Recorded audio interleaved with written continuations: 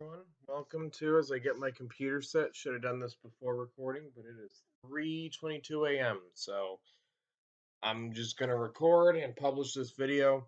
So quick update, I will still post it, but I recorded the Hurricane Anaheim hurricane review and I just forgot to upload it. I wasn't gonna upload it the night of, and then I never got around to it before the Hurricanes played their next game.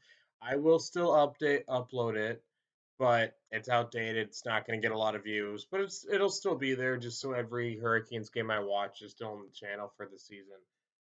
But for me, this wasn't a game to get angry about. Now, Carolina's start is something to be looked at. I think, we'll see, but we'll see if it continues. But they're not a like special teams was the difference for me. It was the PK because if you're down by just one goal, you never know. And a couple bounces go, Carolina's win, they win. This was two good teams playing a game where the bounces mattered, and unfortunately, where the game could have gone either way. And I don't like calling him out because he played a great game tonight. Natchez misses a pass on the power play, and look, Tony DeAngelo, I don't think he's working. I think Jacob Slavin, I think offensively right now can do everything Tony DeAngelo's doing. Like I just think he can. And I'm not saying I know Tony DeAngelo gets a lot of criticism. I'm sure a lot of it is people who disagree with his political views.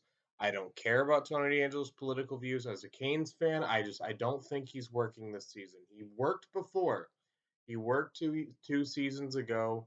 It worked, but it's not working this season. So I think, and it cost him because he wasn't able to get back. Jacob Slavin probably gets back, makes a play, and it's a one-goal game by that point. Or Colorado doesn't get momentum, and you never know. Carolina probably wins the game. But the reason it's not worth getting mad about this game specifically, the start and the amount of goals they're allowing is jarring. But they're missing Sebastian Aho, their number one center, their number one right wing, Andrei Svechnikov, their number one goalie, Frederik Andersen, who got injured, of course, in the Anaheim game, and Brett Pesce, a top four defenseman. That's a lot of pieces that you're missing. Carolina, they're getting in injury trouble again, but those four players make a difference. You're probably not going to beat one of the top five teams in the NHL for the past few years through at least, they won a cup 2 years ago. Nathan MacKinnon's still there. You're not going to beat them missing those players probably, and Carolina put up a solid fight. I don't think this game is worth getting mad about. Even Kochetkov, a lot of those goals I don't think were his fault. Now, could a starting goalie like Anderson bail them out more? Probably. But for that game, I thought it was fine. He got thrown right into the fire, having his first start be against the Colorado Avalanche. So yeah, I will say the Seattle game looks like it would have been a more ranting Hurricane review. This game, you gotta take each game with it. Colorado's on a hot streak right now. Everything they're doing is working. Carolina has a number of players injured, all important pieces. It's not like they're missing, it's not like Brendan Lemieux got injured, even though Brendan Lemieux, I like his fight. He got in a fight last night. Love to see that. Love to see the bite in Carolina. So every player has their purpose, but you can go more games without a Brendan Lemieux than you can the other players. I don't even think Brendan Lemieux would disagree with me saying that. So you're missing four important pieces against a team that won the Stanley Cup 2 years ago and largely has their core together and is white hot and is probably playing with something to prove this season.